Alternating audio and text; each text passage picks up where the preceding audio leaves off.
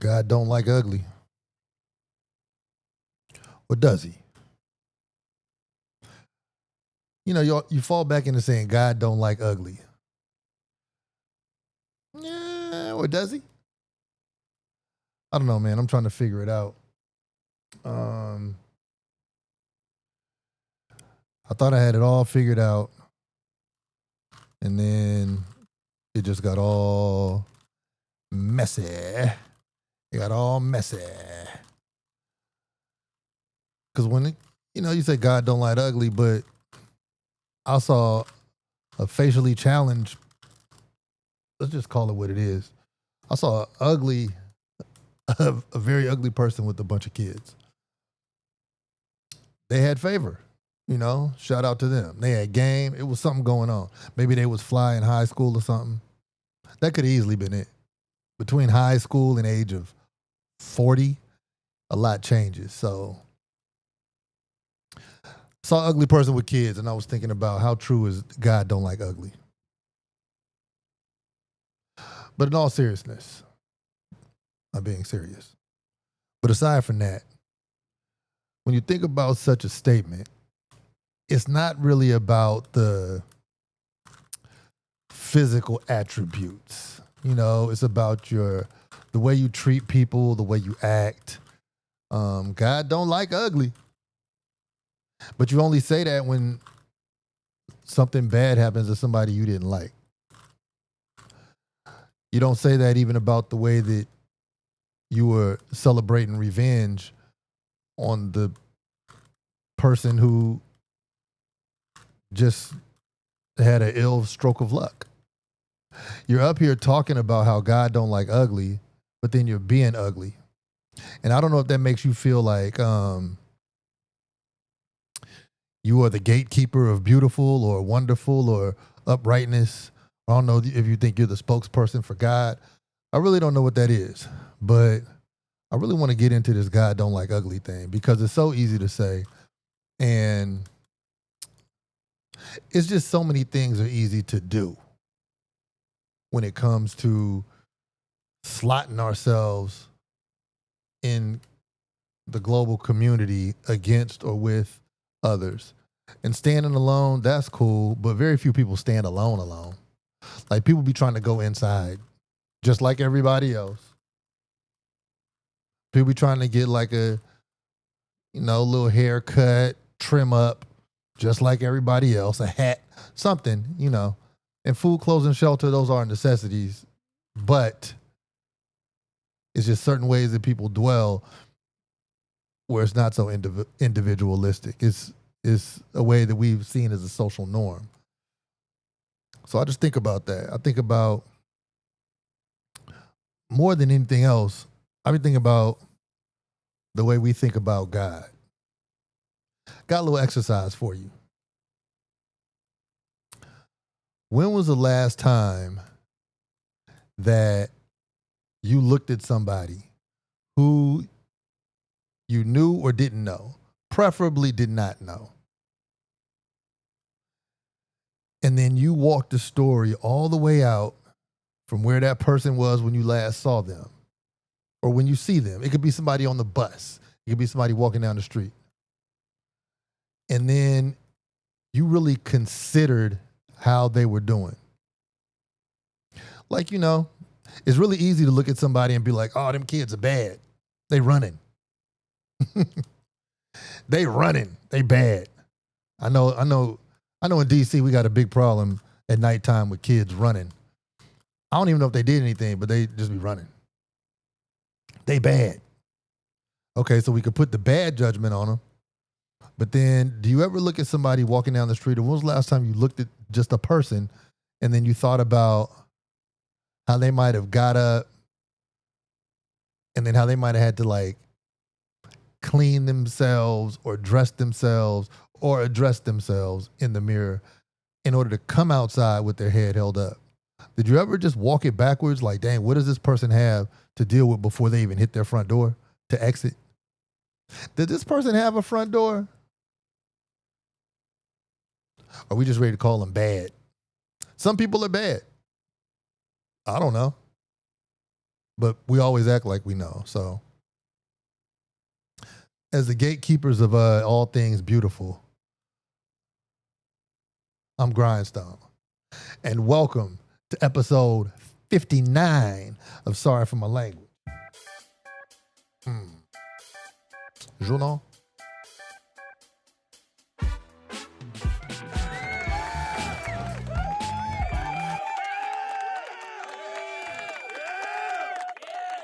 We're here. And we're here trying to figure things out. And some of you all might have seen me before on this show as I do this. A lot of times I try to, when it's time to figure stuff out, I got to bring old Rubik's Cube out. Something about the Rubik's Cube that just really helps me align my thoughts sometimes, you know? But God, you know, so here's a little doodad. I was thinking about this. Had nobody to call up on the phone and discuss it, so I'm gonna discuss it with y'all. And I hope y'all been rocking out real sweet this summer and all that. Getting your proper coconut water, your proper vitamin C and D and all that, you know. Hope you really been kicking ass in those departments. But just in case you haven't, I'm here with your mental foods. I'm here for it, baby. So, first of all, this show is brought to you. This show es necesito. This show is brought to you by grindstoneuniversal.com. Go to grindstoneuniversal.com. Just tap in. It's the epitome of urban luxury. You're going to find some fly shit. And I just heard it was cold in California. In the Bay Area, they got the coldest, the coldest summer since 1982. Now, the Bay Area is known for nice weather, so I don't know if that means instead of an average day of 79 degrees, it's 76 degrees. You know, like it's on some first world problems cold. I don't know. Or I don't know if you got to wear jackets and hoodies. I don't know what it's doing out there. I gotta call and check in. But whether it's short sleeves, shorts, dresses, fly skirts, nice little hat, a jacket, tank tops, go to grindstoneuniversal.com. F with me, you know I got it. Sexy bitch, I know she bought it. Oh, these things? What are these? These are some shoes that I picked up in Paris. I was in Paris and I got a bunch of stuff, right? And I got a lot of it thinking that I was going to wear it, but I'm not going to wear it. And so I got an intimate connect in Paris, France. They got an intimate connect in Italy. And these are some Giuseppe's and Nadi's. I'm pretty positive you have not seen these kicks before, right? I'm going to put them for sale on the website. I got a bunch of stuff. You go to grindstoneuniversal.com, just peep the uploads. I'm on it every day. But these right here, these size 42 and a half. So if you go into your Euro sizes, you'll be able to check and you'll be able to see like if these are fuck-wittable. But I know when you step into the place, woo-ha, got ya all in check with the good Giuseppe's. Yeah.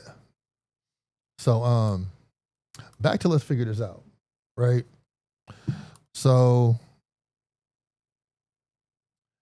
I'm thinking, when you think about God, how you doing? How do you feel about God? That's a hell of a way to meet somebody and start a convo, right? How do you feel about God? But seriously though, what makes something good and acceptable and what makes something bad? And who are those who get the rewards and who are those who don't get the rewards? I mean, when you think about all of the basic teachings, there's punishment for bad and there's like lavish life. What is it? Streets of gold for good. Now that's just Christianity, right? But they really be throwing up the consolation prizes like a game show up in church. You have streets paved to gold. You be eating ambrosia. You know, you'll be the other joint. You have 72 virgins. Nigga, virgins ain't. I don't want no damn virgins. Who wants some damn virgins? Why would they offer that as a reward to act good? You'll have some virgins. The fuck?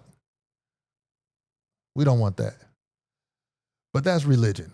I'm talking about God. So just do this little exercise with yourself. I just got a few questions. I'm not grading how you feel about it.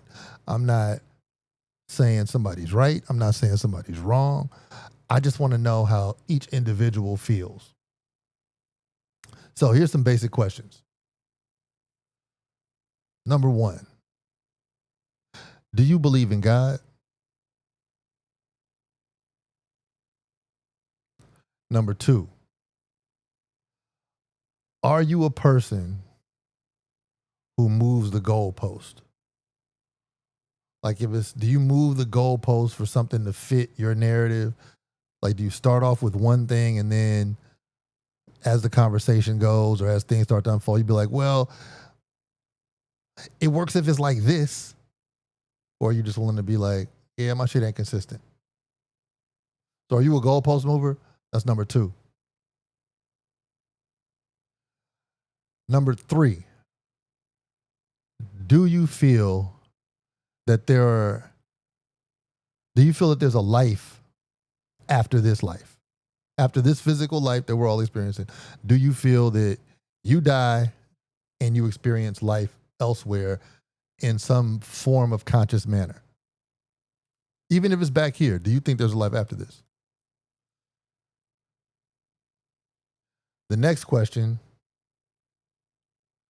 do you think good people get rewarded for being good and bad people get rewarded for being bad?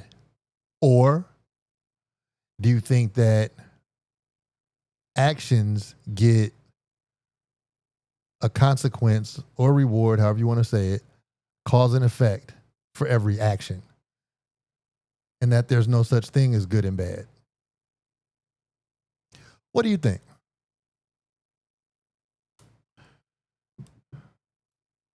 I don't really know, but man, I think if bad things happen, so the guy don't like ugly.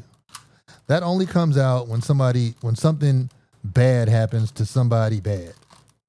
But then what about when something happens to somebody who's good? Like what do you say then? Is there a saying for that? When something happens to somebody good that might be terribly unfortunate? Like, well, he was I don't know. What do you say? And then in the end, does that put you in an adequate seat to judge what somebody else's fate could have or should have been? Like, are you the one to say, well, they deserved it because no.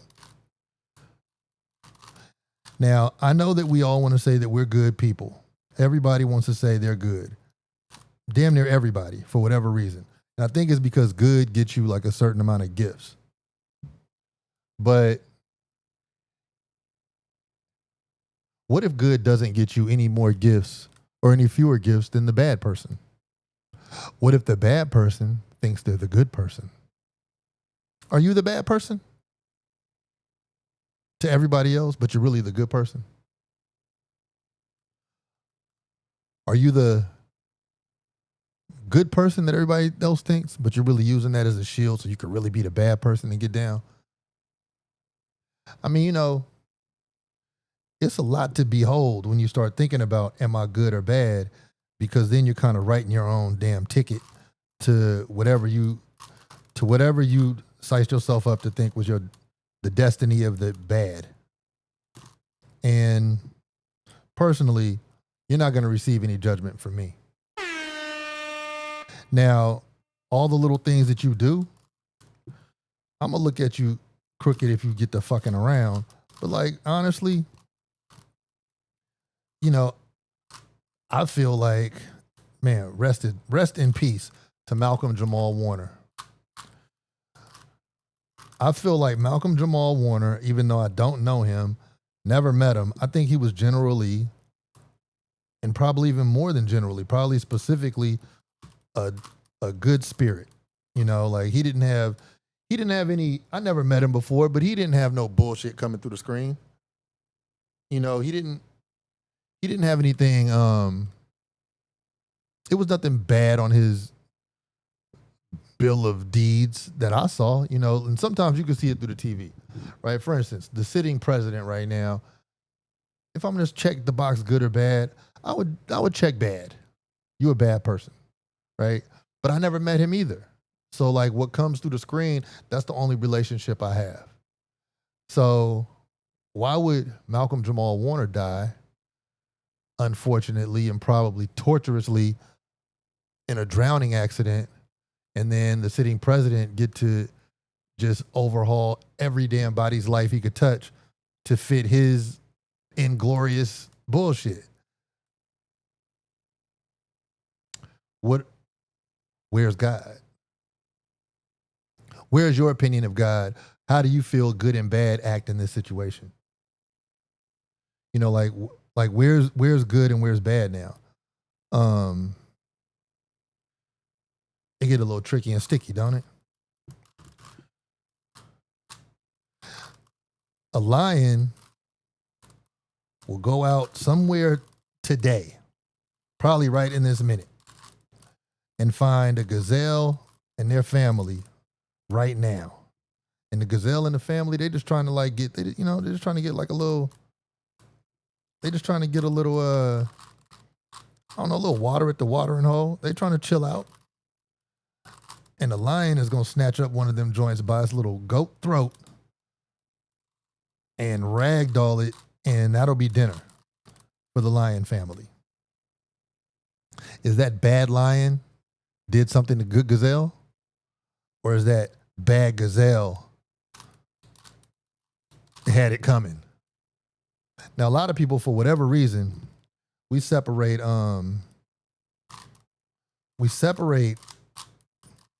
animals from humans as if our humanity gives us some type of God pass. I don't know. I don't know where we get that shit from, but whatever. So let's put it in a human form. If you do all the things you think you're supposed to do as a godly being, you do all the stuffikins. Does that mean you're not going to get cancer? But you're such a good person. Like, you're such a good person. Does that mean that you're not going to get hit by a bus? Does that mean you're not going to drown? You're such a good person, though. Like, I swear you are. I love you. So why does wild shit happen to you? Well, this Rubik's Cube is giving me a run today, boy.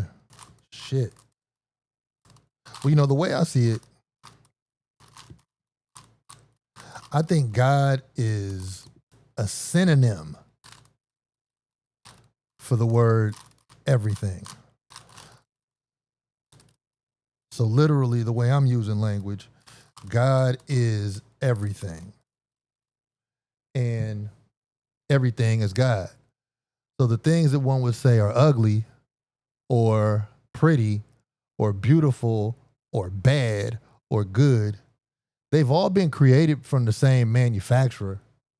They're all being governed by the same source. And everything is a better way to just say God. Well, God is a better way to say everything. Everything gets confusing. It's too big. It's too much to think about. So things happen. And I believe that cause and effect is always at play. This cause makes this effect. This happened, therefore that's going to happen. This person unalive somebody, therefore they're chilling for a minute, but that made somebody really upset. So somebody's going to try to unalive them or one of their relatives. Okay, so it's not like this big old loop-de-loop of bad luck that happens. You did something, so somebody's looking to do something to you. But at the same time, it's a lot of simultaneous karmas going on. And this is where the God convo gets Did I say karma? I didn't want to say karma because the definition of karma is cause and effect. But let's leave it just physical, cause and effect. I don't want to start using words that start making you dream, you know? Karma. I don't want to do that. So you think about the whole idea of a, a person drowning, right? They may not have been familiar with that body of water and they may have done something ill advised. Or at the same time, they may have been completely familiar with that body of water and then what they did happened at the same time something else was being affected and those two paths crossed. Like, maybe it was a riptide, some water's coming in fast, some water's leaving fast, and you get caught and you don't know how to ride the wave. And it happens. And it happens so quickly and you only got so much oxygen in your human lungs and it's fucked up. Right? So maybe, that could be it. I'm just saying when it comes to the good, the bad, the ugly, and the unfair,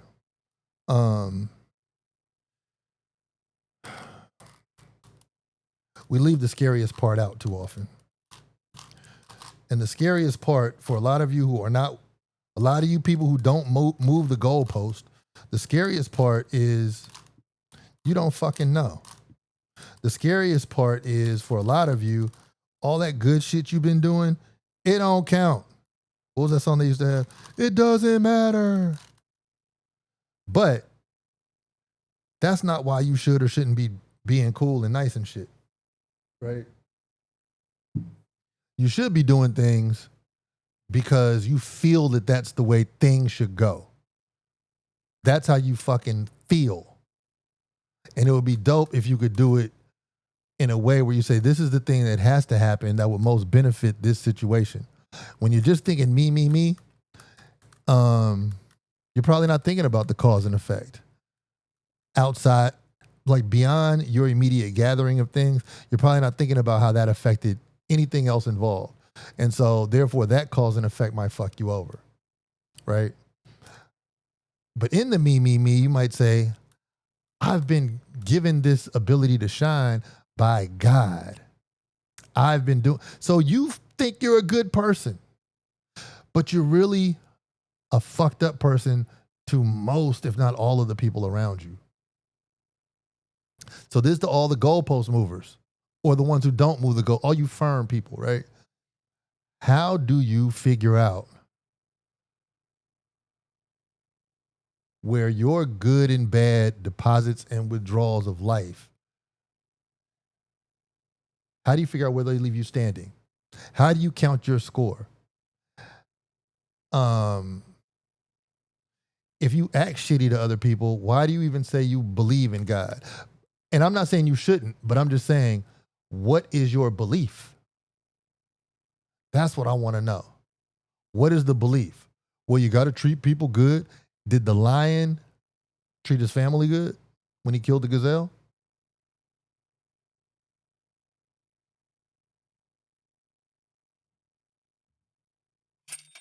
I think he did. But the gazelle wouldn't say that.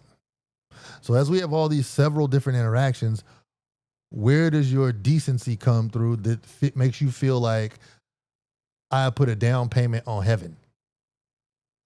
I mean, you see all these people knocking each other down in wars for this country, that country. And they'd be like, we're the people who are supposed to receive this land from God. Dude, what about the people who are there? I don't know. What if God really is channeling and telling him that? But then what if the other side is like, man, I'm going to stab him in the chest with an ice pick when he come try to take mine? Maybe God told him that. But that's what I'm just trying to say. If you don't move the goalposts, where do you think God exists in all this? You all know good people who have met some horrendous misfortune. When that happened to them, did you say, well, God don't like ugly? Did you say that about the beautiful person? You say that about the kid who's in the hospital? Well, God don't like ugly. I just want to know why we keep moving the goalpost on what God likes and doesn't like. This is what I think about, you know? This is what I think about, baby. But I'm crowdsourcing my information right now because I think this is a valid concern to know where all you people stand on this. So then we could go forward with common solutions, or at least complementary solutions. You know? Everybody trying to justify everything with their goodness. I'm trying to solve this Rubik's Cube in front of you. That's what I'm trying to do. Just so y'all know what them 80 babies move like, baby. I'm actually an 80s adolescent. I'm not no 80s baby. That 80s baby shit is giving too much crack connotation. If you an 80s baby, that means that you was pitter-pattering around at the height of gun violence and drug confusion and the deterioration of neighborhoods. That's sad as hell. We're still recovering from the 80s, let's be honest. Goodness gracious. But then does that mean that every parent who left their kids with this drug in them was, like, every parent was, they're hellbound? Does that mean that everybody who sold something to somebody to feed themselves or to try to get their life together financially through illegal means, does that mean that they're going to this terrible afterlife that you speak of?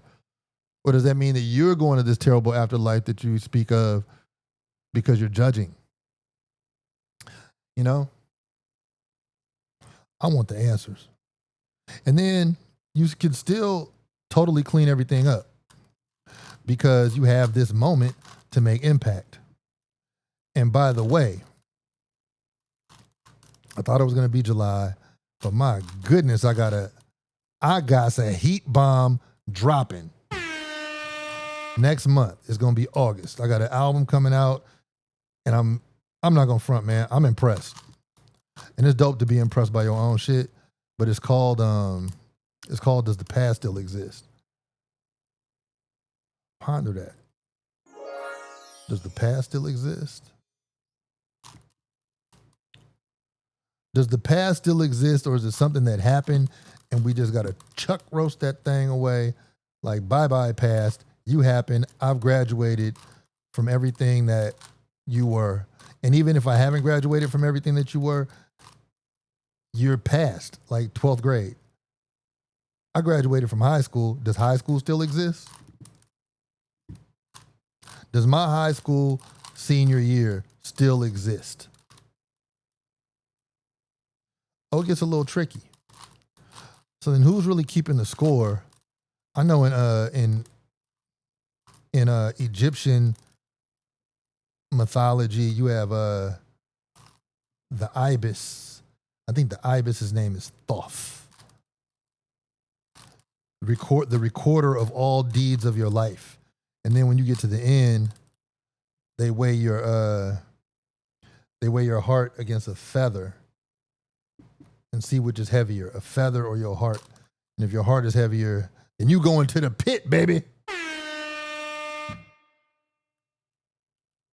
In that case, I guess the past still does exist, because you're going to be living that damn past until eternity in the Egyptian rule.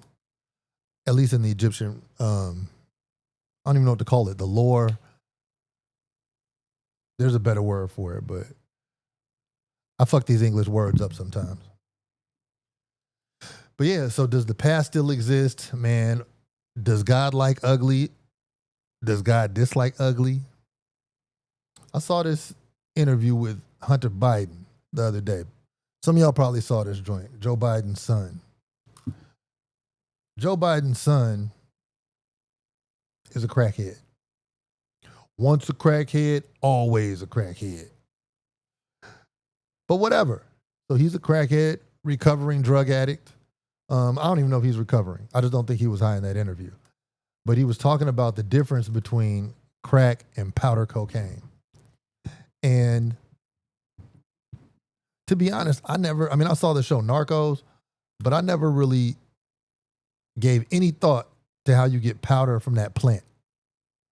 But it's a simple chemical process where they got to use ether and ammonia and gas, like straight gasoline, all types of stuff to like get it from being in the plant, and they create this paste out of it, and then they add some more shit to it, gas or ammonia or ether, something like that, and then it turns into a powder. At that point, you've burned off all the impurities except for like the finest distillate powder from this plant. That's what the powder is floating on the street. However, that's only the pure powder. Then it comes here and people start adding stuff in it. So if you pay whatever for it, you get way more. And so as he was talking about that, I also saw some side note where this lady, this drug addict, she was talking about how they put meat tenderizer in it. Oh no, she was talking about a whole nother drug, but whatever. And then it like starts to like starts to make your body weak. That was heroin. Totally different conversation. However, back to Hunter Biden. So he's on here talking about his drug experiences. And he said that the sodium bicarbonate, baking soda, when it's mixed with cocaine, it creates something that just takes you out of this world. But the pure, because it makes it more pure. It's something about the salt reaction that continues to burn off whatever bullshit was in the powder. So it makes it like hyper pure. And that takes it to another level. So then I was thinking, well, this is controversial. I didn't even think I was going to talk about this. But if you're selling crack cocaine, or if you sold crack cocaine, right? You were actually selling something that was a little more pure than most of the things that America feeds its children. Now, granted, it doesn't come with the side effects. You know, the side effects are quite trifling. But if you start looking at ingredients, a lot of the things that you were feeding your children or that you ate as a kid, man, they bound to kill you. Well, they do kill. And you know it's a 360 hustle whenever somebody has the cure, you know, like the doctor or something, and they got the problem. You know how the government brought it all in? Or, I mean, like the FDA. Then you know you getting hustled. They got the cure and the problem. So they doing all spectrum eating. Dogging you, and you just trying to eat some pancakes. I really just wanted to get some ice cream. You just wanted something real simple. But it's too tough because you're getting hustled from both sides. It's a life-death hustle, right? So if your government is life-death hustling you like that, why would you pledge allegiance? They're selling you the problem and they're selling you the cure. The person on the street is actually trying to purify something for you that came from nature. And it's something that you have a choice in the matter. You have a choice if you're going to pick it up and do what you're going to do with it. Now, this is a common argument. And no, I don't think you should be part of anything that's going to kill somebody if they choose to use it and overuse it. I don't think you should be part of that at all. But check this out. A lot of people will agree with me, but a lot of people sell alcohol. A lot of people want a liquor license. A lot of people will open up a shop and sell your ass some cigarettes. A whole lot of people will sell your ass some sugar. Right? So where's your moral compass lying? Is it, like, where is it? And how you feel about God not liking ugly now? Knowing that you would sell French fries to whoever the hell came up. Knowing that their arteries going to clog, close, and knock them down. Knowing they're going to have to get their diabetes feet cut off because of what they bought from you. So at what point do you draw the line? Where do you say, God don't like ugly and I'm trying to be beautiful? Do you evaluate your actions that much? Where's your cause and effect? Where's the cause and effect of the people who you might judge, who we might judge? I stand in judgment of people all the time. And this is not me being an advocate for any drugs. I'm actually an advocate for excellent health. I took about 16 herbal supplements today, some from the Chinese people. I mean, from peony root tree bark to cinnamon bark to, I take hella shit, right? It just be all this natural stuff I got from this Chinese place. And they evaluated me and then they were like, "Oh, you need this to get your blood moving. You need that, you need that." Shout out to them. Shout out to China for getting that herb supplemental game right. You know? They're not serving death up in there. I appreciate them. But if given the opportunity, would you serve that? Would you serve bad information? Would you serve me a waste of my time? Or would you serve me a constructive investment in my time and in my mind and in my life? What are you giving? What is it that you're giving off?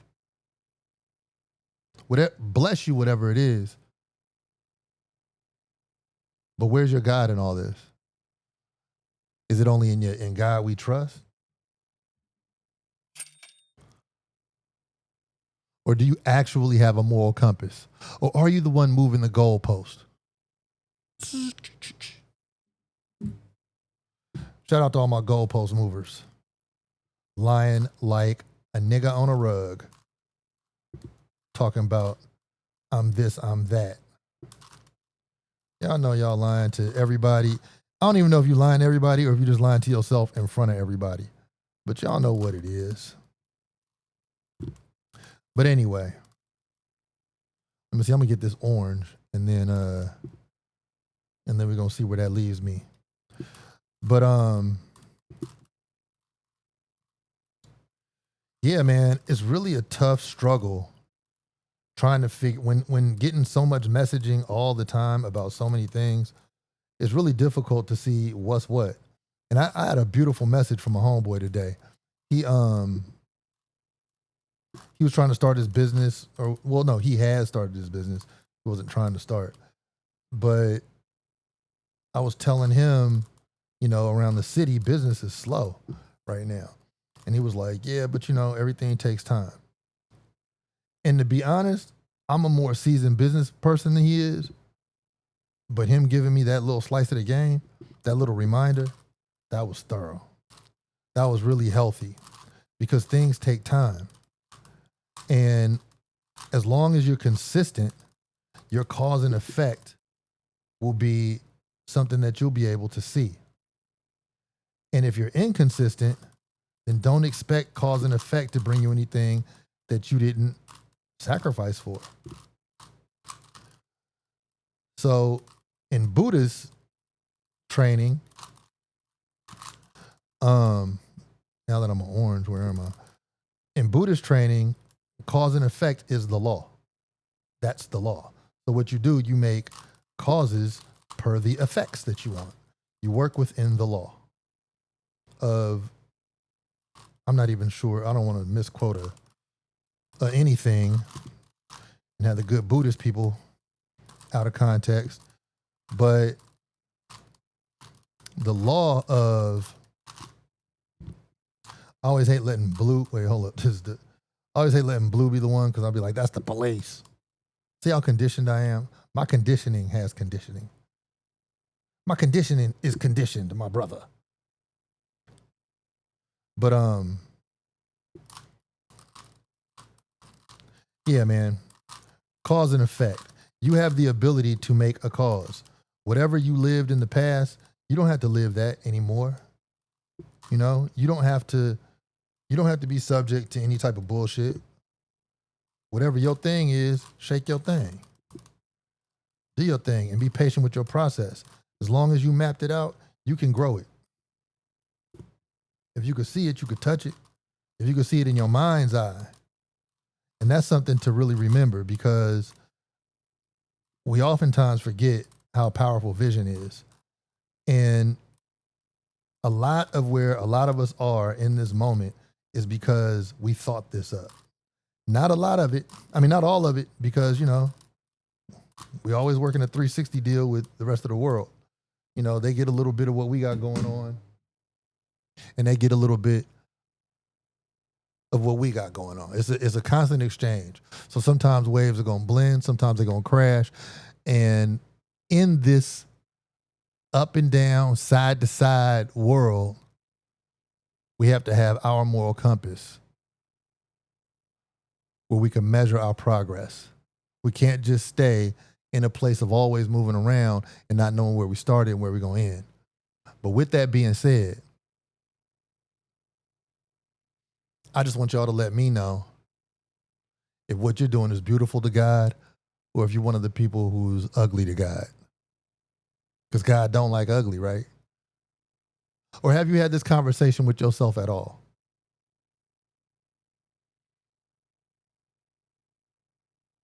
See, people always want to be on the good side of shit, talking about who the fuck they are, what they've done, who they've helped, what they're about to be. Boom, boom, boom, boom, boom.